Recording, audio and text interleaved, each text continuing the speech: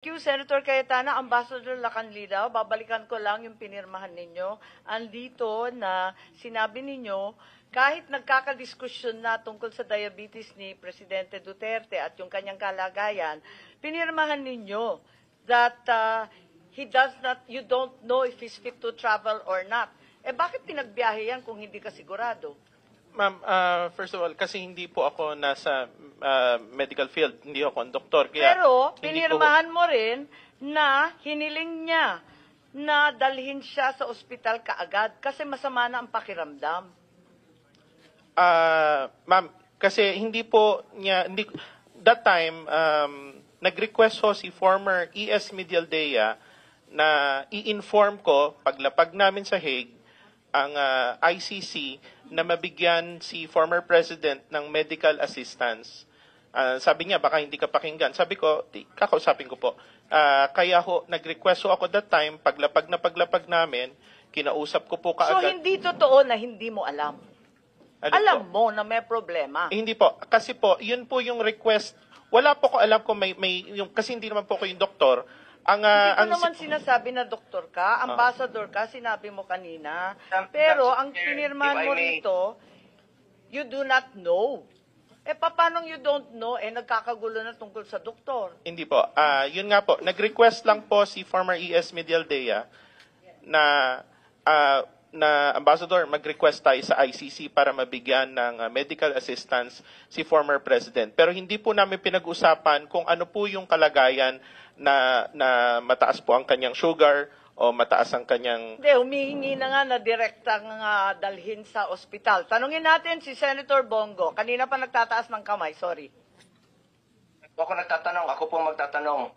To Ambassador Marcos Lacanilaw, totoo ba na pagdating doon sa The Hague, sinakay siya sa stretcher, siya na lang mag-isa? Yes or no? Opo. Hindi niyo na sinamahan? Hindi po kami inalaw ho ng ICC. Paano yung mga medisina niya?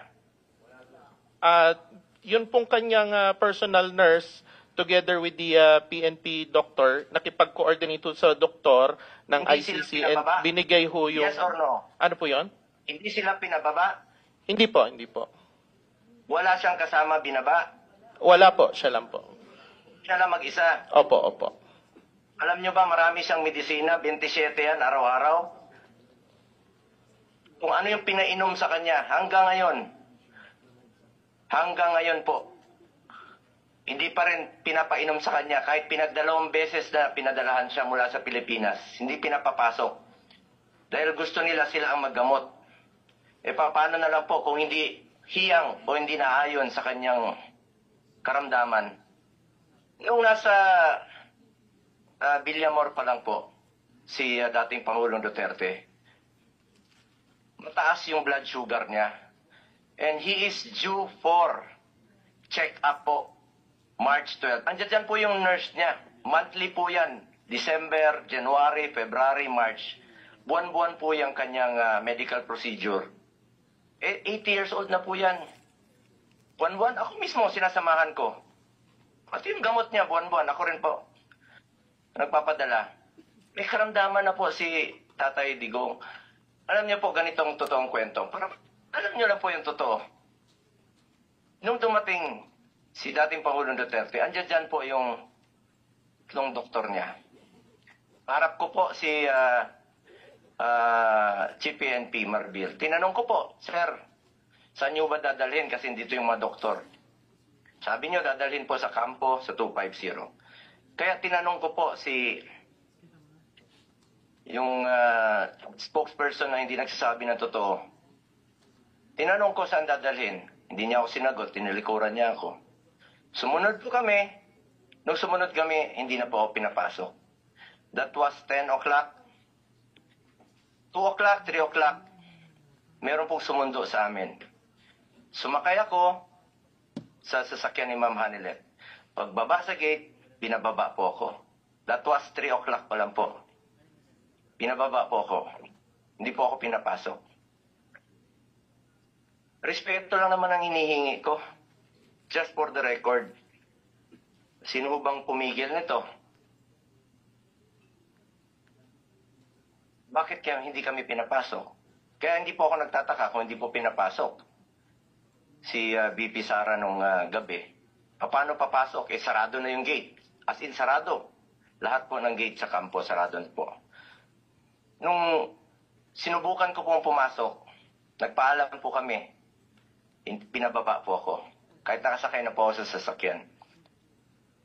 Nakiusap na lang po ako papasukin yung mga doktor. Yung 3 doktor po.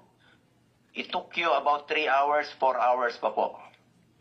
After his arrival, bago pinapasok yung doktor. Yung oxygen niya nandoon, yung ambulansya po nandoon. Inantay muna about 3 to 4 hours. Or even 5 hours bago pinapasok po yung ambulansya. Pati yung doktor niya. Doon pa po nalaman na mataas 300 plus po ang kanyang blood sugar. With that findings, kung talagang chinek up ng doktor ninyo ng maayos, he is not fit to fly. He is not fit to fly.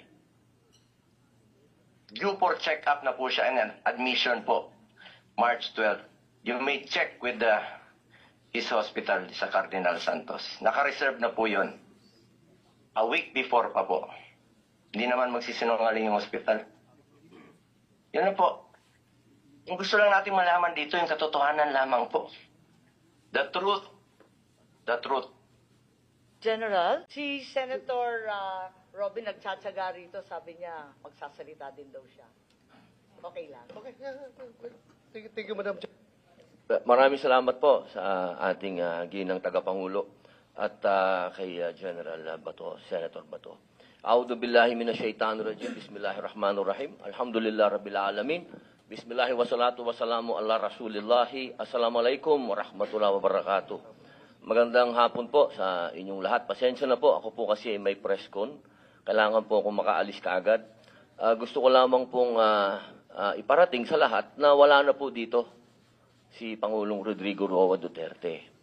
Ito pong mga pinag-uusapan natin, ito po ay pagsuporta lang namin kay Senator Amy. Pero alam niyo po sa ating mga magigiting na panauhin dito, napaka-ironic lamang po na alam naman po natin lahat, batid natin lahat, na dadalawang pangulo lang po ang lumaban sa komunista. Una, si Ferdinand Marcos Sr. Ano po ang nangyari?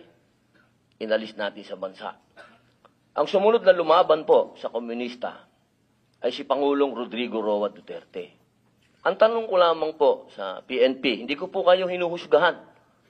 Hindi po ba nyo tinanong man lang sa mga nag-uutos po sa inyo kung bakit natin dadalhin sa The Hague ang ating dating Pangulo na alam naman po natin na buhay ang Communist Party sa Netherlands. Alam naman po natin na hinihingi natin dati na i-transport dito si Joma Sison, dalhin dito sa Pilipinas. Pero nagkabaliktad po, ang tinransport natin ay yung dating Pangulo natin na lumaban sa komunista. Ito lamang po, tanong ko, bilang ako po'y dating rebelde. Hindi ko naman po yan pinagkakaila. Hindi ko po maintindihan kung bakit tayo po ay nag-submit dito sa mga tiga-Netherlands. Alam naman po natin, kahit pa itanong ninyo, ako po ay palagi dyan sa Utrecht. Kasama po si Joma. Hindi ko po yan dinideny. Pero nakakagulat lamang po na dinala natin doon ang dating Pangulo. Yun po ba, hindi po ba alam ng PNP na karamihan po sa mga dumadating na pera sa komunista, sa mga terorista, ay galing po sa abroad. Yan po yung mga tanong na kailangan ko po sanang itanong sa inyo at marinig ang mga sagot ninyo, pero naubos na po ang oras natin sa paikot-ikot. Ako po ay gusto ko pong iparating sa inyo ang kalungkutang napakalalim. Sapagkat sama-sama po tayong lumaban. Gusto po natin ng law and order sa ating bansa. Pero pagdating po sa kaduluduluhan, alam niyo po, General Torre, congratulations, sa kadalawang medalya na po kayo. Pero alam niyo po, sir, nalulungkot po ako dahil yung katapangan po ninyo, sir, medyo nakalulungkot po. Bakit? Napakatanda na po ni former President, sir. Ako naman po tagahanga ninyo sa matapang ninyo, sir, pero napakatanda na po ni former President. At alam naman po natin, sir, na lumaban yan sa komunista. Alam niyo yan, sir. Sana naging konting lang po tayo ba? Binigyan naman natin ng konting kung paano natin tinitingnan yung mga medalya nyo. Hindi lang nalagyan ng medalya si Presidente, pero kung sa medalya ang pag-uusapan, tinulungan niya tayo laban sa mga terorista. Yun lamang po, sir. Sana napakasakit isipin. Ito pong bagay na ito, parang pati itong ambassador natin. Ano po ba talaga ang... ito po ba talagang operation para may aalis dito ang ating dating Pangulo? Kanino po ba? Kasi kami pinupuwersa kami lahat ng mga supporter ni Digong na i-contempt po kayo. Pero hindi po namin ginagawa. Sapagkat ang order, walang order sa amin na ipa-contempt kayo. Kung galing lang to kay PRRD o galing kay BP na pa-contempt tayo, kukontempt kita, boss. Baka ako pa magsabi na ako hahatak sa'yo. Pero hindi ko ginagawa, boss. Kasi walang order sa amin na gawin sa inyo yan. Ang natatandaan lang po namin na sinabi ni PRRD na malinaw na ginagawa ng pulis ang order sa kanila. Kaya po namin kayo nirirespeto, sir. Dahil yun ang sinabi ng boss namin. Yun ang sinabi ng chairman ng PDP na ginagawa lang ng pulis ang trabaho nila. Pero sana naman, sir, isipin din natin kung anong itinanim ni PRRD sa bansang ito. Nilabanan natin ng komunista. Talaga bang yan ba talaga ang kapalaran ng mga presidenteng lumalaban sa komunista? Isang in-exile, isang sinurrender? Ano ba po talaga itong bansa natin? Tayo po ba'y demokratiko talaga? Tayo po ba'y under control ng komunista? Yun lamang po. Maraming salamat po sa inyong lahat. Magandang hapon. Kami ang boses ng masa, hindi natatakot. Katotohanan lang, di kami nalulunod. Walang bahid ng sismis, lahat ay totoo. Kahit sino ka pa, pag mali ka babanatan ka. Walang pinipili kulay, wala kaming kinikilingan. Basta para sa bayan, kami lalaban. Pag tama palakpakan, pag mali banatan. Di matitinag, di matatakot, para sa bayan tuloy ang sigaw. Sa harap ng kamera, walang halong takot.